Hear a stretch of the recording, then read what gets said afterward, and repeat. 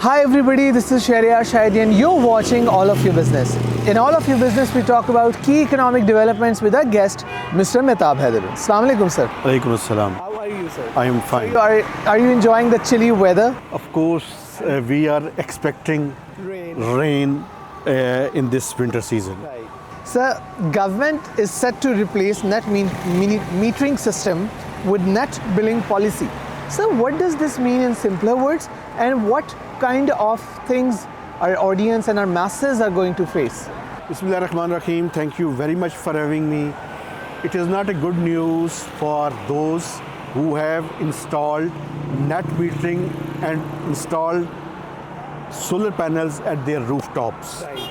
It means that the rate on which they are providing generated electricity to the national grid and the rate on which they are purchasing electricity from the national grid, there will be a difference. And for instance, if someone is providing 300 units and in return he is using more units, as a consequence his bill will be more. For instance, in case of using 300 units, earlier his bill was 0. Now there will be probably 8 to 10,000 rupees. It means that the rate on which they are providing to the national grid will be probably 27 rupees, and on the rate from which they are purchasing from the national grid, it will be 43 rupees per unit. Okay. So there is a difference between the selling and purchasing of the units on the basis of under the new policy. It's in the process and it will be implemented, but under the directives of the ministry, the discos have stopped providing net metering to those who are going and requesting for the net metering at their rooftops. So this policy is changing and it will cost to the consumers. Right.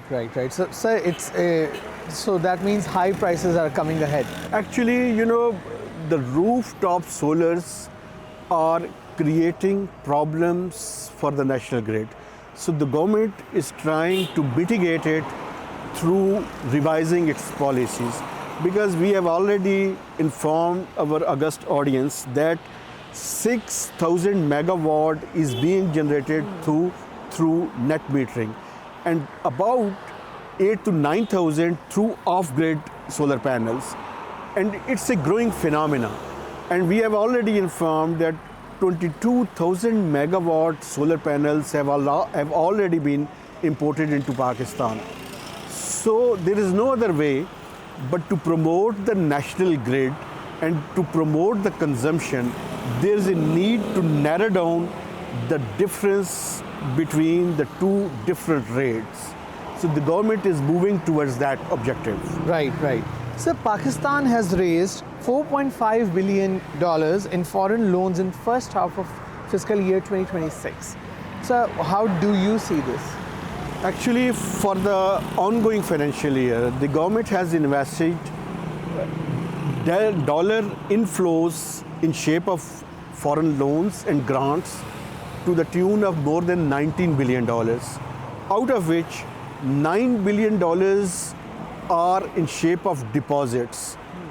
$5 billion from Kingdom of Saudi Arabia and $4 billion from China.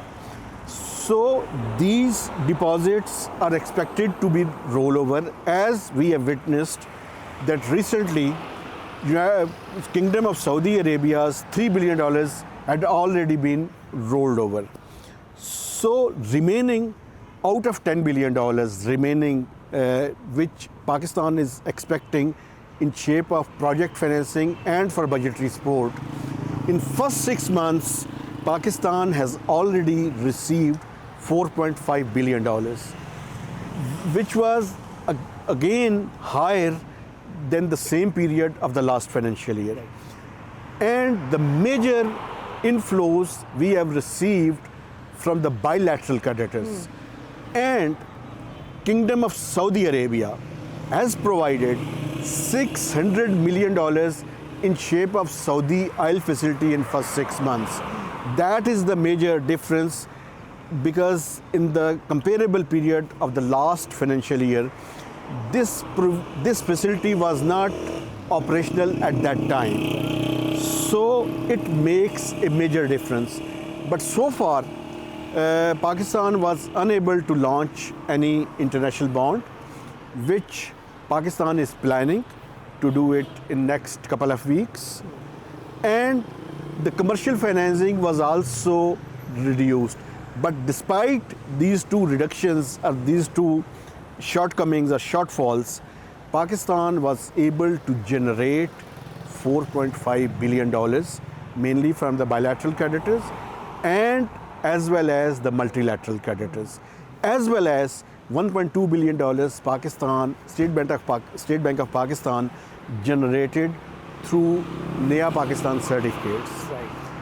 So it means that after revival of the IMF program, the multilateral and bilateral creditors disbursement has got significant pace. Right. So having said that, Pakistan's Fitch rating has come out, and it's B minus, if I'm not pronouncing it wrong. So Pakistan has maintained its rating. So sir, how do you see that? Actually, And what does it mean for Pakistan, and what economic implications it's going to have in terms of international market? Actually, Pakistan is expecting one-notch improvement, but the Fitch has maintained its rating.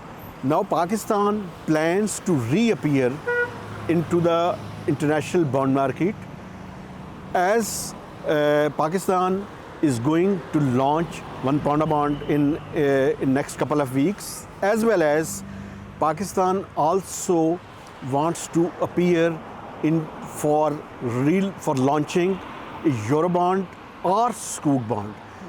But Pakistan wants to see an appetite in international market, and one of the requirement is that it's vying to get improvement of one notch from international credit rating agencies. But Fitch has maintained it, but other credit rating agencies, the Pakistanis and the Ministry of Finance is expecting that they are going to improve one notch in next couple of months, so that Pakistan can generate more than $1 or $1.5 billion in 2026 through launching an international bond. Sir, having said that, Pakistan, or the finance minister, Mr. Aurangzeb, said that Pakistan is all set to enter Chinese market with green Panda bond. Yes, I am referring to it in your earlier question that by end of this month, Pakistan plans to launch Panda bond, and its first prescription is expected to fetch $250 million. And Pakistan is also expecting that another transaction will also be launched within the ongoing financial year, equivalent to the same amount of $200 million or $250 million. So in first half of calendar 2026, Pakistan expects to fetch $400 million to $500 million through Panda bond. Its full year prescription is expected to fetch $1 billion. And then in the second phase, Pakistan plans to return back to the traditional market of Eurobond or Sukuk bond. Sukuk bond is an Islamic denominated, where Pakistan will have to guarantee any asset-backed transaction. But for Eurobond, it's a paper where Pakistan is expecting that if international market shows its appetite, Pakistan will also launch a bond to attract investment from the Gulf as well as from the European and US markets. Sir, since we have talked about it and macroeconomic stability has been achieved, So with the launch of these bonds, we are going to attract international markets, as you have said. How much it is good for economy of Pakistan? Actually, you know, in the global market, there is a need to diversify the instruments and utilize all kind of instruments to generate dollar inflows. Although it's in shape of loans, but actually, if it shows the confidence, because there are multiple avenues to generate dollar inflows in shape of loans. One of the instruments is getting loans from the multilateral creditors. For instance, Asian Development Bank, for instance, World Bank, for instance, Asian Infrastructure and Investment Bank, or the European Bank. Another instrument is the bilateral. Bilateral means China, USA, France, Germany, and all other bilateral, Kingdom of Saudi Arabia, UAE, Qatar. Another instrument is to generate dollar inflows in shape of loans through launching a bond, where investors are going to pose a confidence on paper of any jurisdiction. It shows that you are on the radar screen of international investors.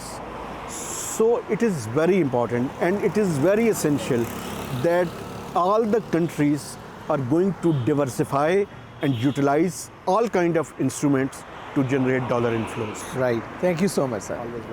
This was all for today. If you want us to talk more about economy, or if you want us to discuss some of your favorite topics, do let us know in the comments or DM us on our social media platforms. Till then, keep watching All of Your Business.